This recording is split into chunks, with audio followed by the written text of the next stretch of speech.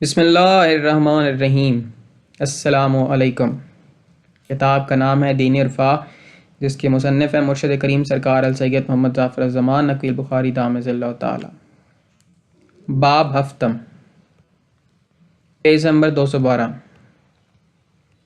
غوامض الہیات، مجلس اول۔ میرے وارث کی سلامتی کے لیے ایک دفعہ صلوات پڑھیں۔ اللہم صلی علی محمد و آل محمد وعجل فرج آل محمد۔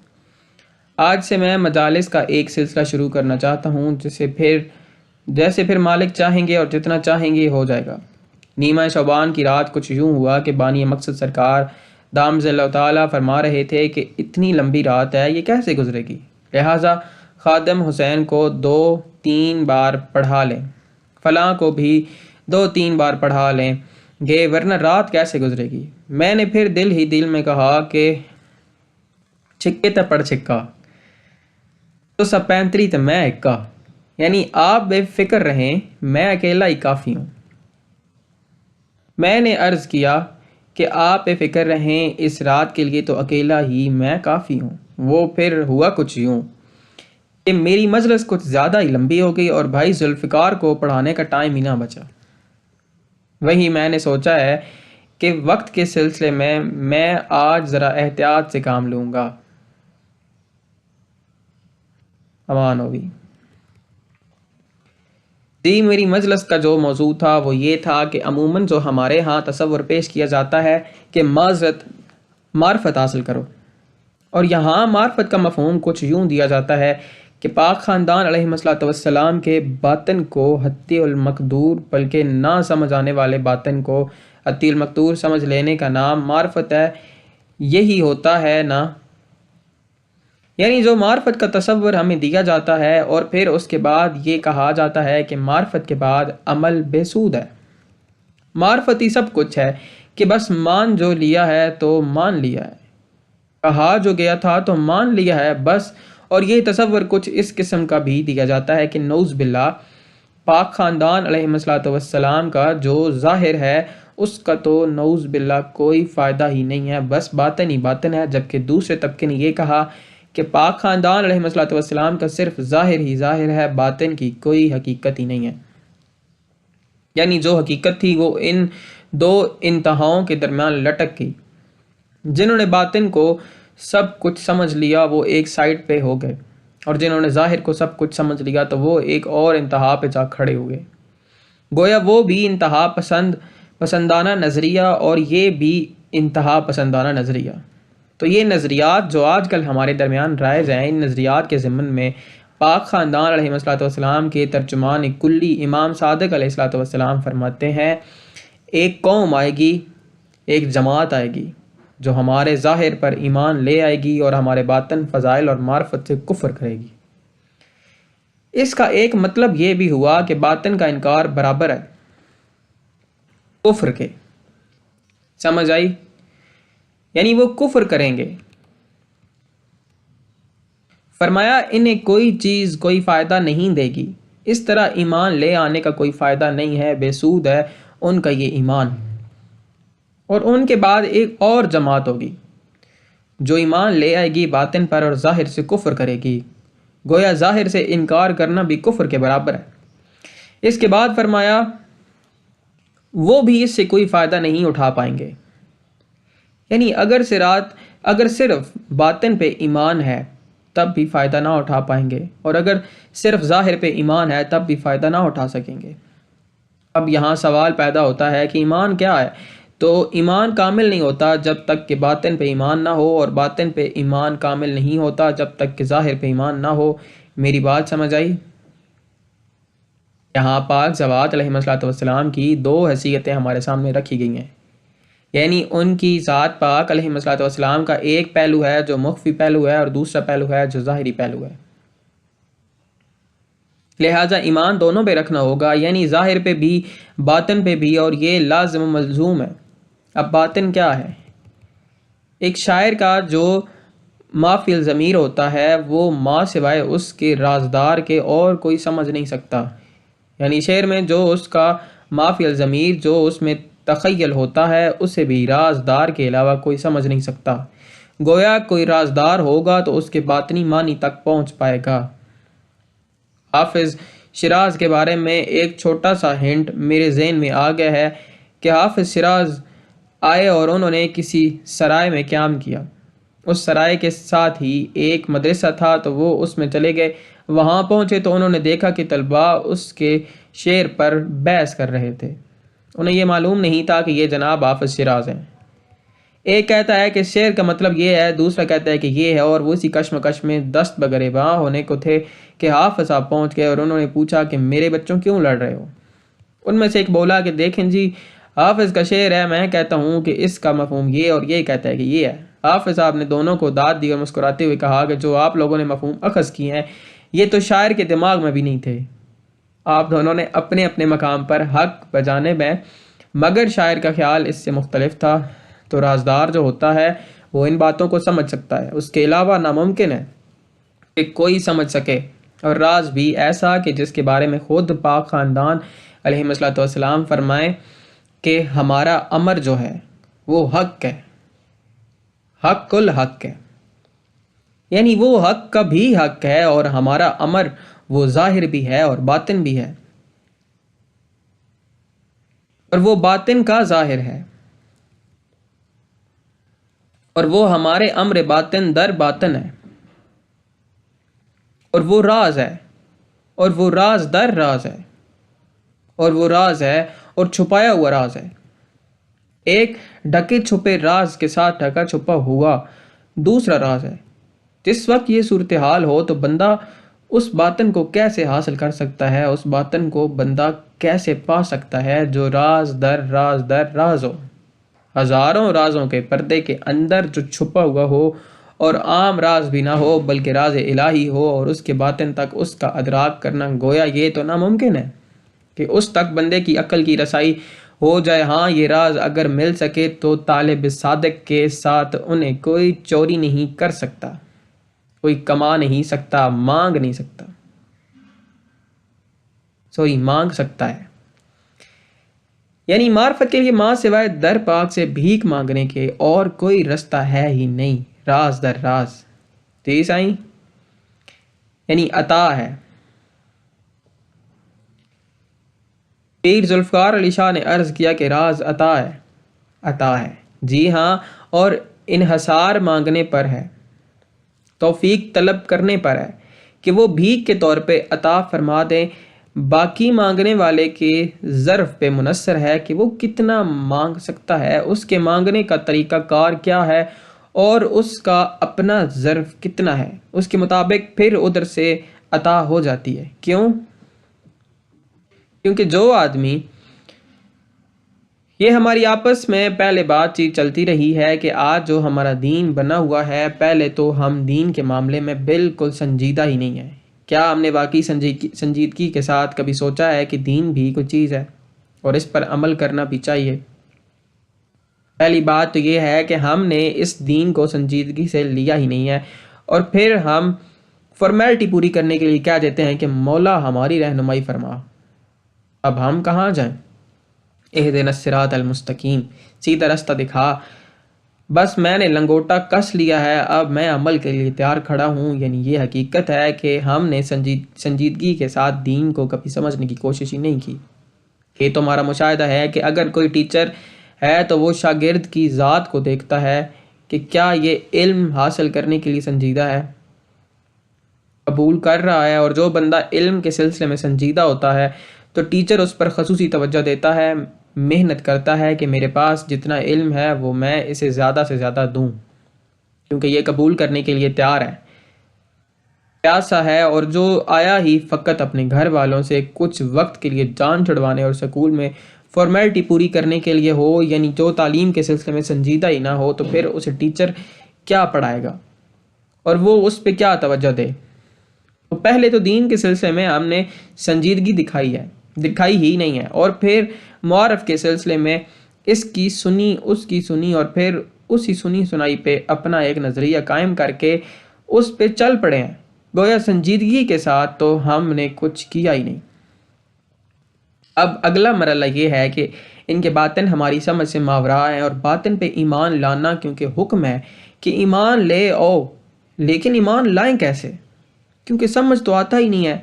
تو اس صورتحال کو دیکھتے ہوئے ہم سے اقرار کروایا جاتا ہے کہ یعنی یہ زیارات پڑھائی جاتی ہیں کہ ہم ایمان لے آئے ہیں آپ کے ظاہر پر اور آپ کے باطن پر، اور ان کے باطن پر ایسی ایمان لانا ہوتا ہے کہ جیسے اللہ نہ سمجھ آنے کے باوجود اس پہ ایمان لے آنا پڑتا ہے، گویا پاک خاندان علیہ السلام پر بھی ایسے ہی ایمان لے آنا پڑتا ہے۔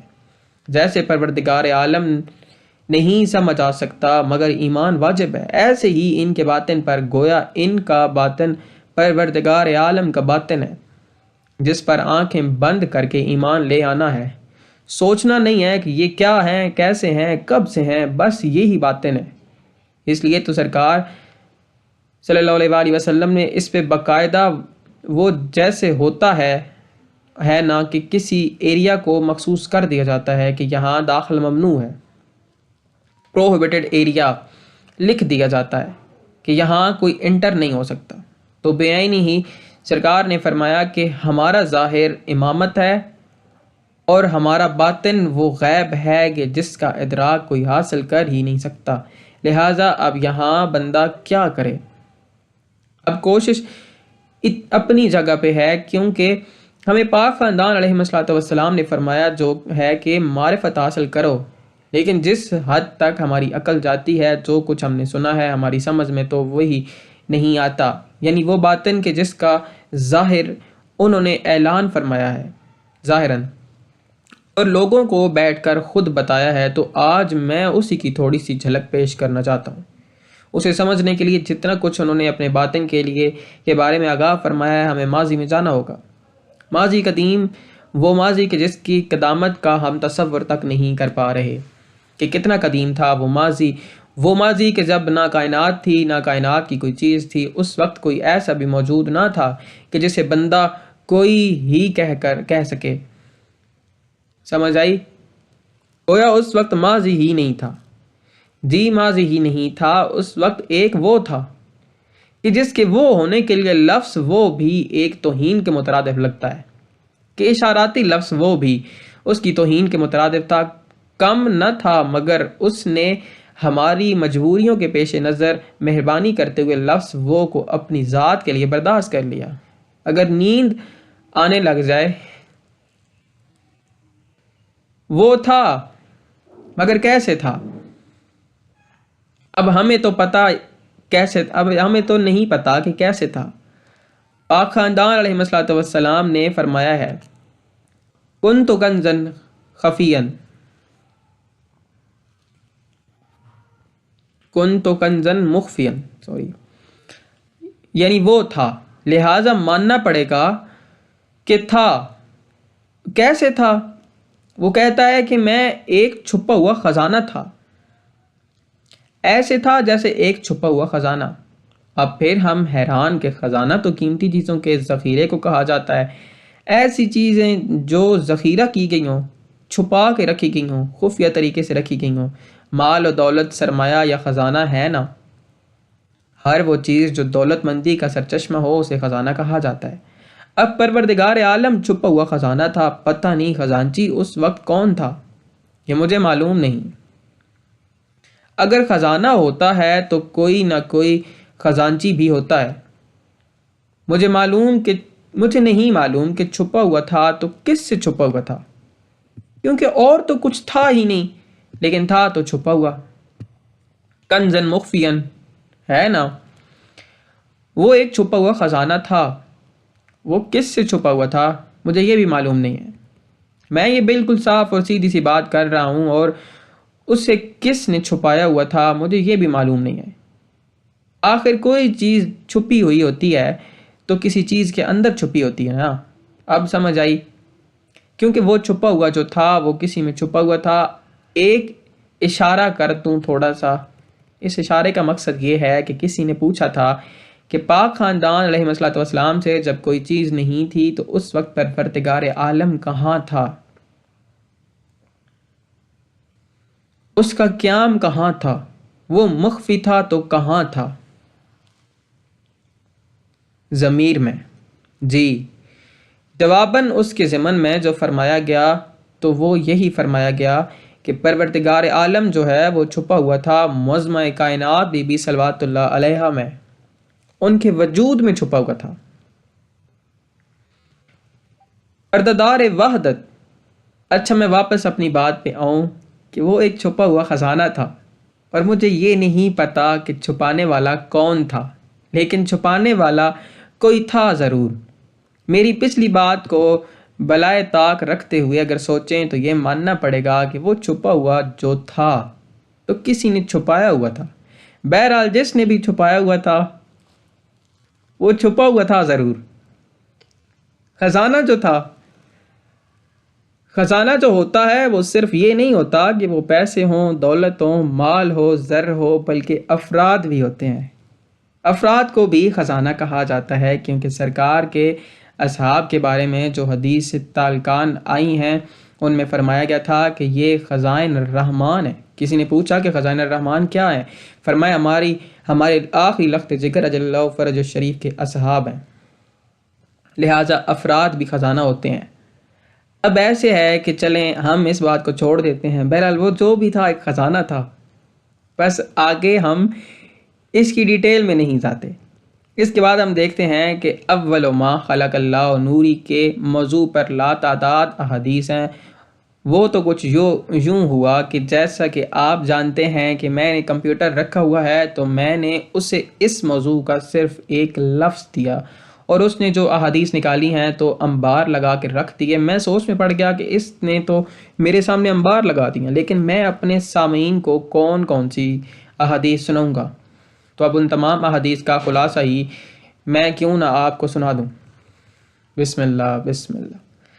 فرماتے ہیں کہ جب کوئی چیز نہ تھی، کچھ بھی نہ تھا، اس وقت پروردگار عالم نے عرش اول کی تخلیق سے اب یہاں ایک اور بات سامنے آ گئی ہے، اور اگر میں اس طرف چل پڑا تو یہ ایک اور موضوع ہے کہ عرش کتنے ہیں، سمجھ آئی؟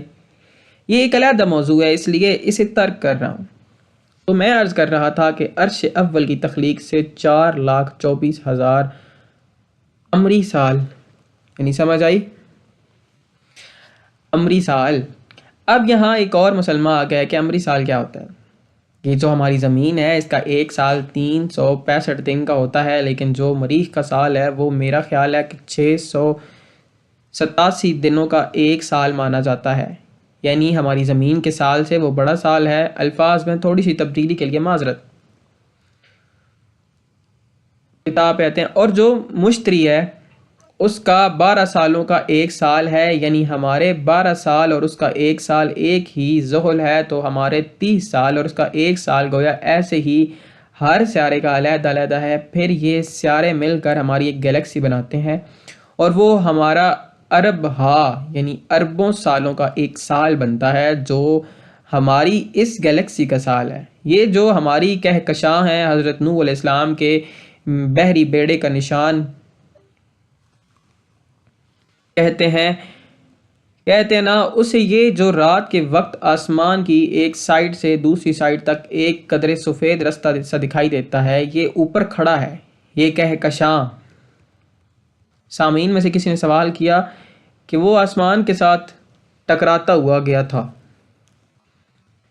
یہ وہی ہے جو پہلے سنا نہیں کرتے تھے، جو ہم پہلے سنا نہیں کرتے تھے۔ بزرگ سنایا کرتے تھے سارا قصہ، اس میں کہا کرتے تھے کہ یہ حضرت نوح علیہ السلام کے بیڑے یعنی کشتی کا نشان گھس ہے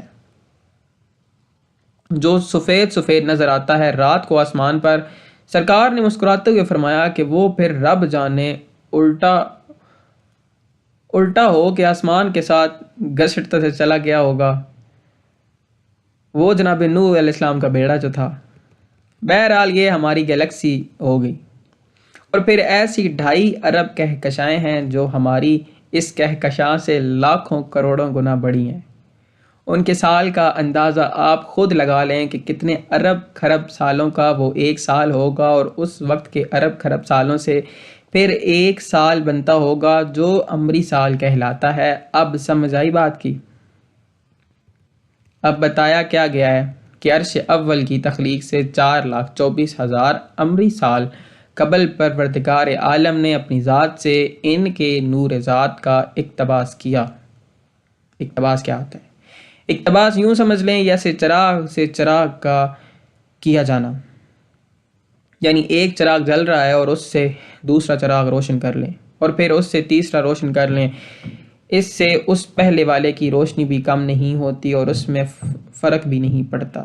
یا یوں سمجھ لیں کہ جیسے مؤثر سے اثر نکلتا ہے، بے عینی ایسے پروردگار عالم نے انہیں اپنے نور سے اختراع کیا، اس کے بعد اپنی وحدانیت ذات کے خلوت قدے میں اپنی ذات کا آئینہ بنا کر انہیں دیکھنا شروع کیا۔ بس پھر کیا ہوا کہ جس وقت ان کے عکس کو اس نے اپنا آئینہ قرار دے کر اپنی ذات کا عکس اس میں دیکھا تو بس دیکھتا ہی رہ گیا، جیسے کہتے ہیں نا کہ فلاں بس دیکھتا ہی رہ گیا، گویا اس نے دیکھا تو دیکھتا ہی رہ گیا، 1-2 دن نہیں بلکہ 1000 عمری سال تک دیکھتا رہا۔ اب یہاں سوال پیدا ہوتا ہے کہ 1000 سال جو دیکھتا رہا تو دیکھتا کیا رہا ہے؟ 1000 سال جو دیکھتا رہا ہے کس سے دیکھتا رہا ہے؟ نور اول کو، یعنی پاک خاندان علیہ السلام کی ذات کو، ان کی حقیقت وحدت کو، ان کی حقیقت وحدہ کو اپنی خلوت قدے میں اپنا آئینہ بنا کر، اپنے آئینہ ذات بنا کر، آئینہ صفات نہ آئینہ ذات بنا کر انہیں دیکھنے میں مصروف تھا۔ ایسے ہی ہزاروں سال کا سفر جاری رہا، پھر چلتے چلتے چلتے اسے خیال آیا کہ میں جو مشاہدہ کر رہا ہوں میں دیکھ تو رہا ہوں، لیکن کیا یہ مجھے پہچانتے بھی ہیں؟